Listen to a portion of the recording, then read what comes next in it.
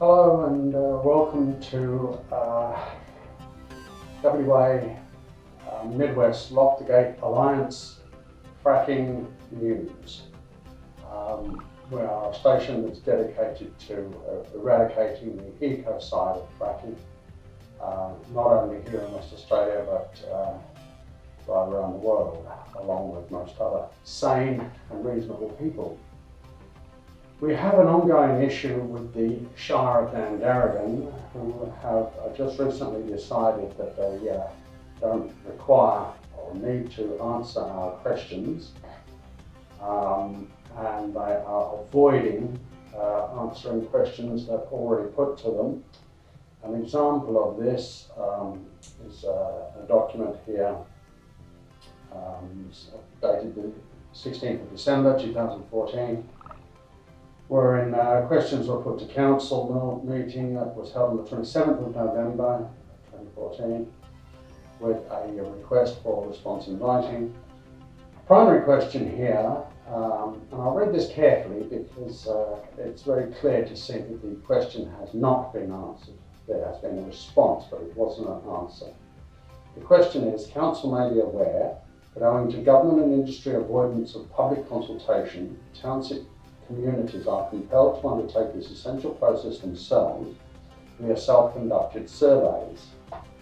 Accordingly, we ask for and on the record that if these local surveys unambiguously confirm unified opposition to fracking, will Council honour its constitutionally mandated obligation to represent the express direction from the community majority to oppose this industry with every means at its disposal?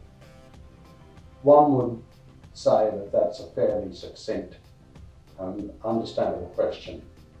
The response is, Council will continue to monitor the situation. While Council is aware that the issue of fracking is topical and a concern to some residents in the Shire, there is no evidence that supports that this is the view of the community majority of the residents and ratepayers within the Shire. We beg to differ with ever-mounting evidence, and any statement along those lines is a very clear demonstration of being out of touch, lamentably out of touch with the community. But it's studiously avoiding answering the question, will Council honour its constitutionally mandated obligation to represent the will of the people? That is a straightforward question. It could have been answered with a yes or a no, but it has been pointedly avoided. And further correspondence to that states that we've already answered your questions. Well, no, you have not. We require answers to these questions. In regard to the downstream effects from the pollution, once the gas fields go into production, Council has only responded that it's aware of transport requirements of a relatively isolated region that require freight movements. And we have produced a variety of types of proof of harm in the form of documentation DVDs, medical documentation lists, comprehensive lists of the toxic and carcinogenic chemicals that are used in fracking. And Council's response is they are aware that evaporation ponds are used for a variety of treatments. Okay, but that still does not address the issue of proof of harm. Okay, it was asked, since it's a public buildings don't belong to government, they belong to the people. And therefore, if it's a public building undertaking public affairs, public discussion, it should be available to document by video. I asked about this and was advised the Chief Executive Officer advised that our Standing Order Local Law 8.5.1 did not allow us to record any video of ordinary council meetings without written permission of the council. Law, it's a pretty strong word. It's a convention would have been the appropriate term, I believe. Council does not have the authority invested within it to write law. It can make statutory rules, but not law. Other questions that were put to council were, having monitored the disasters in northern New South Wales and southern Queensland, within the space of 5 years, there's something to the tune of 4,000 drill wells. It's an appalling environmental catastrophe that has happened there, and we seek desperately to avoid it happening here. Unfortunately, this shire seems to be siding with the mining companies against the benefit and the long-term viability of the region and its populace. This is unacceptable. The questions I put to council are pursuant to the southern Queensland and northern New South Wales atrocious fracking consequences clearly evidenced.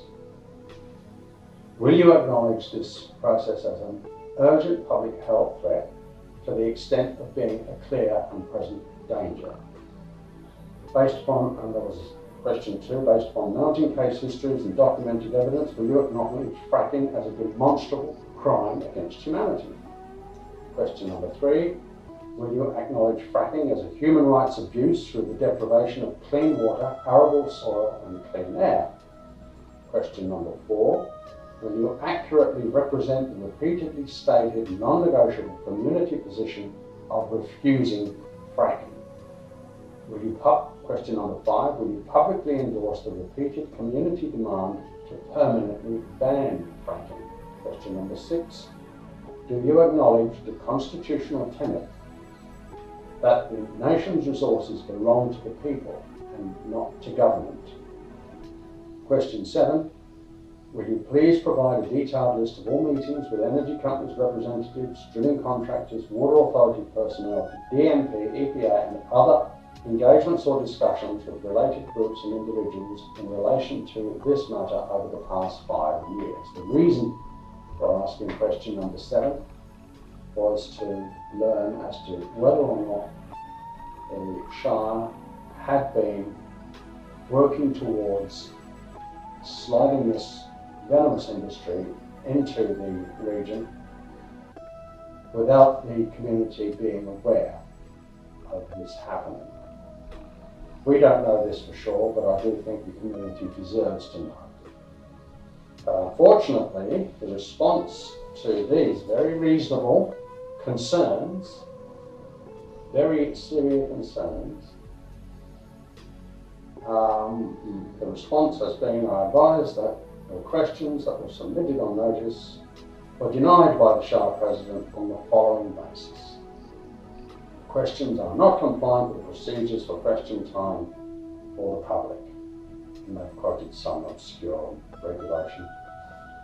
Nothing in sub-regulation 3 requires a council answer a question that does not relate to a matter affecting the local government. Well, that is a very disingenuous response because it will affect local government, most especially if this escalates into legal proceedings, which with the proof of harm that we've supplied to the council in all its formats, we have given notice on countless occasions that this process is highly toxic and direct threat to public health. There is no ifs or buts about that, and it must be denied. But they seem to have a different view.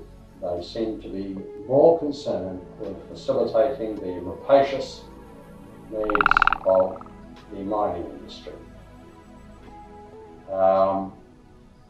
They have said that they've responded to my other questions on fracking. Well, as I've just illustrated, those questions were avoided.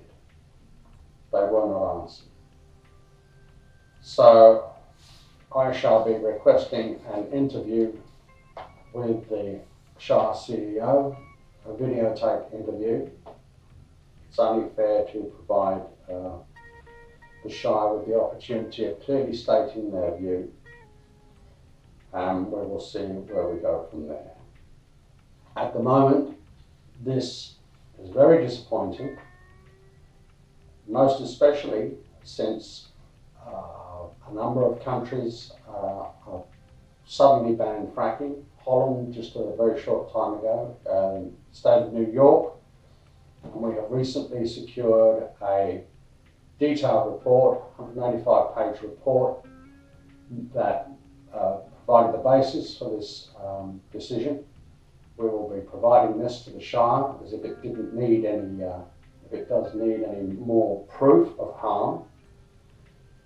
So we will take it from there, and we will keep you updated on any and all developments in this very vexing matter of fracking, which is unmitigated ecocide, and it must, simply must, be banned.